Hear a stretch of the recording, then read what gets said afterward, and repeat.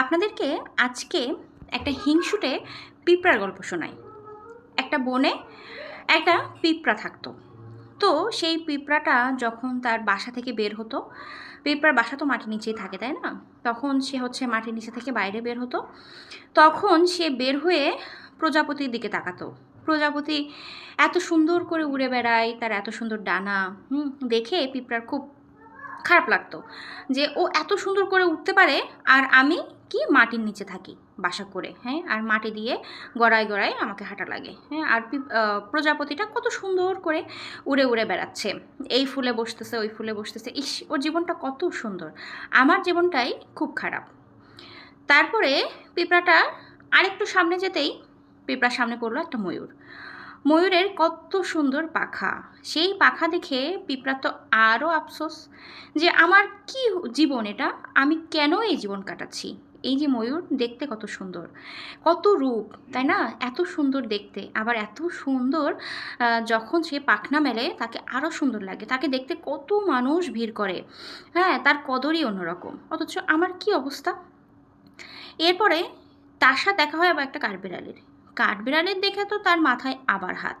কাঠবিড়ালি এই গাছ থেকে ওই গাছ কত দ্রুত চলে যাচ্ছে, সে গাছের উপরে উঠতেছে, এই গাছ থেকে ওই গাছ চলে যাচ্ছে, তার যে কত আনন্দ, হ্যাঁ, সে আনন্দ দেখে আর কি। এসব দেখে ওই পিঁপড়ার যে কি কষ্ট, যে আমি কি করব, হ্যাঁ, আমার এই কেমন জীবন হলো।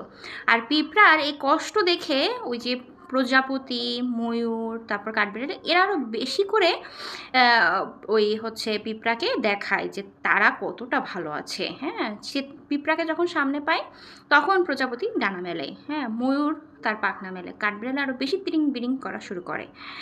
একদিন কি হলো, ওই বনে ভীষণ ঝড়, ঝড় আর ঝড়, ঝড় আর ঝড়, কী পরিমাণ যে ঝড় হয়েছে।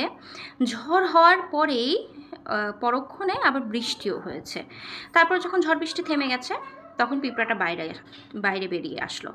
পিঁপড়ার বাসা তো মাটির নিচে, সে কোনো ঝড় বৃষ্টি টেরই পায়নি, হ্যাঁ। সে বাইরে এসে দেখলো, ও মা, কি একটা অবস্থা, প্রজাপতির তো ডানা ভেঙেই গেছে, ঝড়ের ঝাপটায় প্রজাপতির তো ডানা শেষ।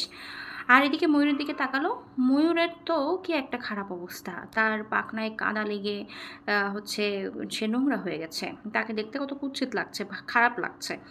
আর কাঠবিড়ালি আর ওইদিকে কাঠবিড়ালি তো ডাল ভেঙেই পড়ে গেছে, হ্যাঁ, পড়ে সে কাদার ভিতরে পড়েছে, তারও অবস্থা খুব খারাপ। সে গাছে যখন ছিল ঝড় বৃষ্টি তার উপরে আক্রমণ করেছে, সে সব মিলে একদম নাজেহাল অবস্থা। তখন পিঁপড়ে বলল, আমি তো কত ভালো আছি, আমি তো এই ঝড় বৃষ্টি কিছুই টের পাইনি। এই যে এক একজনের এক এক অবস্থা, তাদের দেখে আমি আফসোস করতাম, যাদের দেখে আমি হিংসা করতাম, আজকে তাদের এত খারাপ অবস্থার আমি কত ভালো অবস্থাতে আছি, আমি কত সুন্দর নিরাপদে ছিলাম এই ঝড়ের মধ্যে, তাই না? তার মানে আমার অবস্থান একদমই খারাপ নয়। তো এই গল্পটা থেকে আমি আপনাদেরকে বোঝালাম যে কিছু কিছু মানুষ আপনাদের সামনে ঘুরবে, যারা ইচ্ছা করে আপনাদেরকে জেলাস ফিল করানোর চেষ্টা করবে, বোঝাবে, হ্যাঁ, ডানা ঝাপকে পাখা মেলে আপনাকে দেখাবে যে আপনি কত খারাপ আছেন, আর তার অবস্থানে সে না কত ভালো আছে। কিন্তু এগুলো দেখে কখনোই হিংসা করা যাবে না। অন্যের উন্নতি দেখে, অন্যের ভালো দেখে কখনো হিংসা না করে নিজের যেটা আছে সেটা নিয়ে সন্তুষ্ট থাকতে হবে। আল্লাহ আপনাকে যা দিয়েছেন, অনেক দিয়েছেন, আলহামদুলিল্লাহ। আর অন্যেরটা দেখে, অন্যের যা আছে সেটা দেখে হিংসা করতে করতে নিজের কিন্তু আর ভালো থাকা সম্ভব হয় না। তো আজকের গল্প থেকে আমি আপনাদেরকে এই মেসেজটাই দেওয়ার চেষ্টা করলাম। কেমন লেগেছে ভিডিওটা অবশ্যই কমেন্ট করে জানাবেন। আজকে এই পর্যন্ত, আল্লাহ হাফেজ।